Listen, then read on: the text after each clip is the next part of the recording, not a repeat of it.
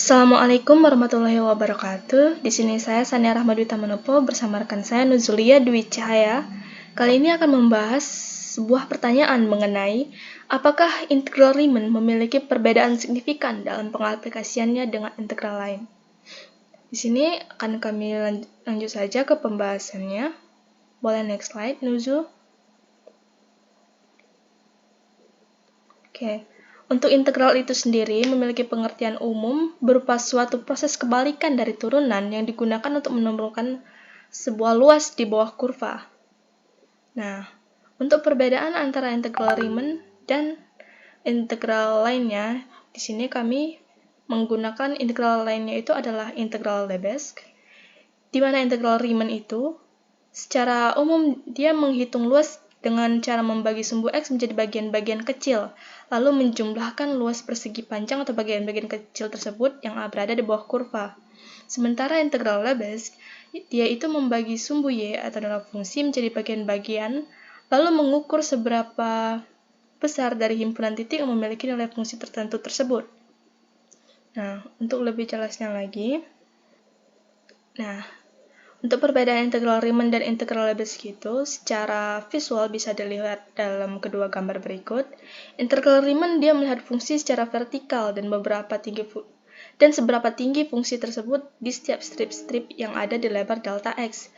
Integral Riemann itu bekerja dengan baik jika fungsi hampir kontinu dan terbatas. Nah, hal inilah yang menyebabkan integral Riemann secara luas masih tidak memungkinkan untuk menghitung beberapa fungsi. Atau suatu kasus ini sering kita sebut dengan tidak integrable. Nah, untuk integral Lebesgue itu secara umum melihat fungsi secara horizontal dan seberapa banyak dari sumbu X yang berada di bawah suatu nilai fungsi tertentu tersebut. Integral Lebesgue juga bekerja integral Lebesgue itu bekerja dengan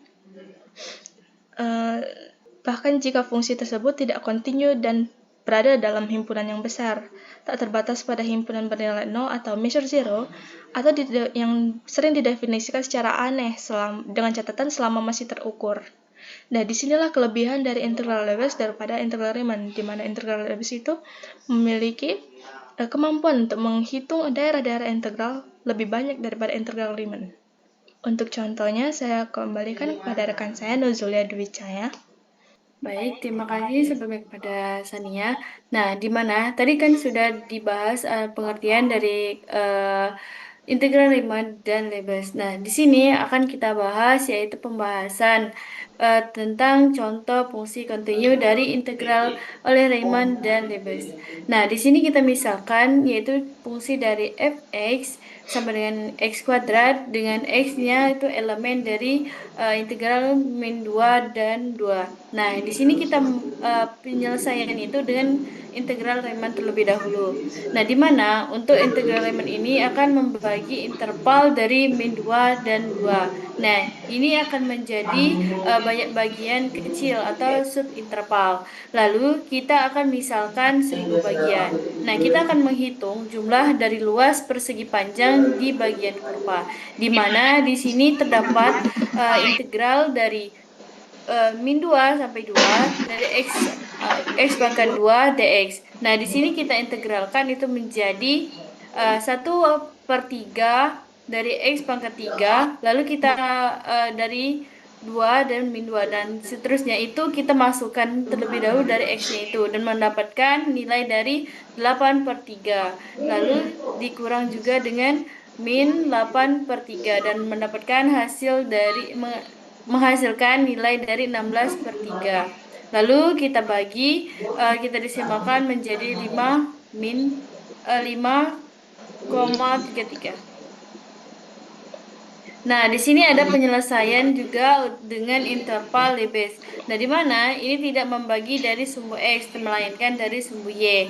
Nah, ini akan mengukur berapa banyak titik yang memiliki nilai fungsi tertentu, kemudian bakal dijumlahkan. Nah, seperti yang kita lihat, di sini adalah integral min 2 sampai 2, di mana X pangkat 2, D intinu.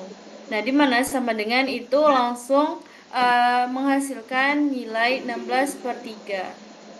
Sebenarnya desimalnya itu 5,33. Nah, di sini ada contoh yang lain, di mana contoh ini adalah fungsi tak kontinu, yang dimana tidak bisa diintegralkan oleh Riemann, namun bisa diintegralkan oleh integral Lewis. Nah, kita misalkan dengan fungsi berikut, yaitu di mana fungsi X itu sama dengan 1, itu jika X-nya rasional atau bilangan pecahan, dan yang nolnya itu jika X-nya itu bilangan irasional. Nah, kita menyelesaikan dengan integral dari Riemann. Nah, di sini untuk integral Riemann itu tidak dapat diintegralkan. Di mana karena dalam setiap interval itu sekecil apapun selalu ada bilangan rasional dan irasional. Jadi, fungsi ini discontinue di setiap titik Riemann dan sum tidak bisa mendekati nilai tertentu. Jadi, dari subinterval ini menghasilkan berbeda dari 1, 0, dan 1.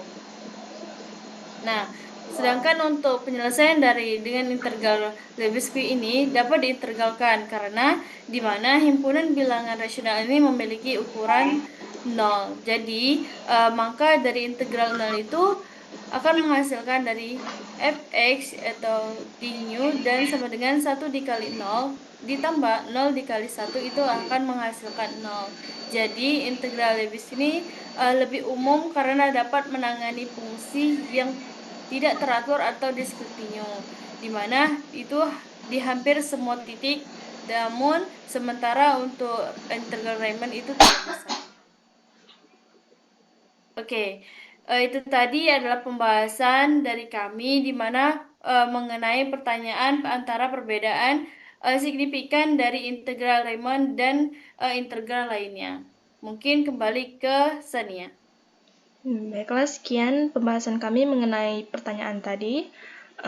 Jika ada kesalahan, kami mohon maaf.